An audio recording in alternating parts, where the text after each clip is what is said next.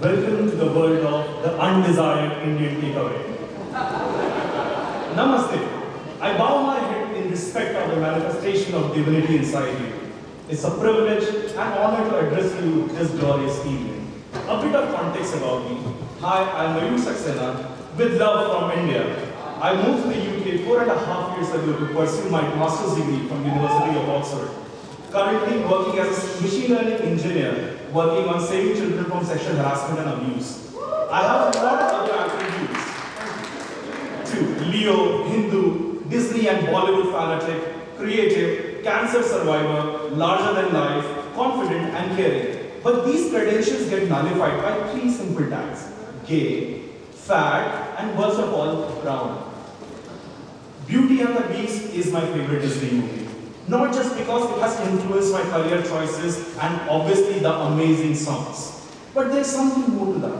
I spent the first 25 years of my life as a criminal, growing up in India where homosexuality was criminalized. I could feel Belle's pain of being stuck in a town where she felt like an outsider, whose people like Gaston was just passionate about making her life worse. The fact that I'm standing in front of you, alive, and being my true self would not have been possible if I hadn't crossed the 7 seas and fought my never-ending battles with society.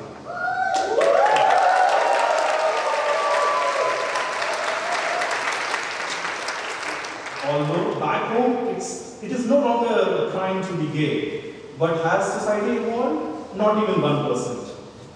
More than Belle, I find home in the character of the Beast. Being brown, hairy, and fat comes with a lot of advantages.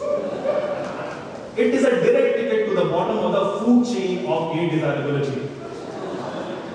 Sorry, not into brownies. Thank you for being the living personification of ugliness. People like you don't deserve to be in the gay community. Sorry, I can't do anything with Indians. I have heard everything ever since I moved to London. It is so interesting how a community that has been marginalized over the years can be so toxic to each other. Race is a key component a gay man of color must navigate by situating themselves within existing sexual stereotypes, racism, and other forms of discrimination within predominantly white spaces. For instance, there has been significant research that establishes that queer men of color have fewer options in online dating than queer white men. I don't blame you. I understand it's a matter of preference or type. But don't you think it's high time to reevaluate and redefine the colonial beauty standards? We must acknowledge that while preferences may appear natural or inherent, they are actually shaped by larger systemic forces, the media we consume, the people we surround ourselves with, societal prejudices and pressures and experiences we have. While navigating through the dim-lit streets of the gay world, I have heard so many different sugar-coated versions of the phrase that I'm not good enough. That this phrase has become a deep-rooted thought inside my consciousness. But I haven't given up yet. I am confident that there is a Belle out there who will see the inner me and fall in love with this beast.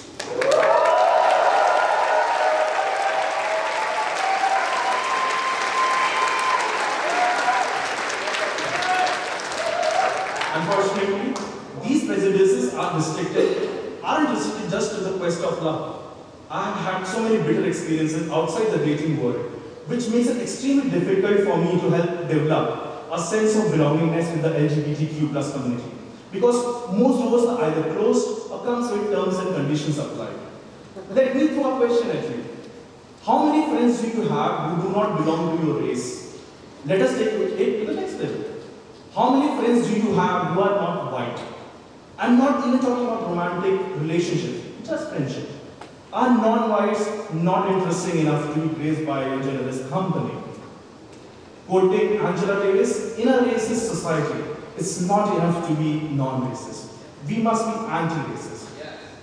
I have heard that they don't teach the negative aspects of colonial history here. Before British colonial rule, there was acceptance to a sexual orientation and gender identity in South Asia. But then things went downhill with the arrival of the empire in its attempt to make these colonies cultured. But nobody will talk about this topic because it lacks glamour. We need to question everything we have learned as a child or have grown up with. Acknowledging your privileges doesn't invalidate your experiences or difficulties in life. All we seek is a platform for underrepresented identities. Allies must start to call out racism in all its forms, especially in spaces that are supposed to be inclusive to the community. Every time I go to a gay club or gay bar, my self-esteem hits rock bottom. Question yourself, is race or religion really a criteria for partner selection or even friendship? It is unacceptable to use no blacks or whites only on your dating app profile. You are allowed to have preferences, we all do. But thinking you are only fancying white people is a preference is actually a colonial mindset in disguise. Not all black or brown people are the same. In the same way, not all white people are the same. Do you fancy all white people? No. In your childhood, you must have learned the phrase, do not do to others what you do not want to be done to you. Is it too hard to implement it in your day-to-day life?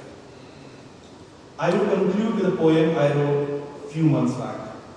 I dream of a world where you don't feel out of place, where you don't have to pretend to fit in, where being yourself doesn't come with ramification, where you are not forced through its monochrome, where you get excited about going back home, where your parents don't choose society over you, where your characters are judged only in a competition, where abuse and bullying are alien concepts, where society doesn't assume that something is wrong with you, where you don't have to grind through apps to even get a hug, where friendships too don't come with a tie, where one sees you and not your color, where love comes in all sizes, where those Insta hashtag couple goals seems attainable, where love doesn't come with terms and conditions applied, where you have guts to report when wrong, where you can take vows around the holy fire, where your tears at your friend's wedding are only happy ones, where you are more than your identity, where there are lesser daily battles, where you feel less lonely. I dream of a world where I belong.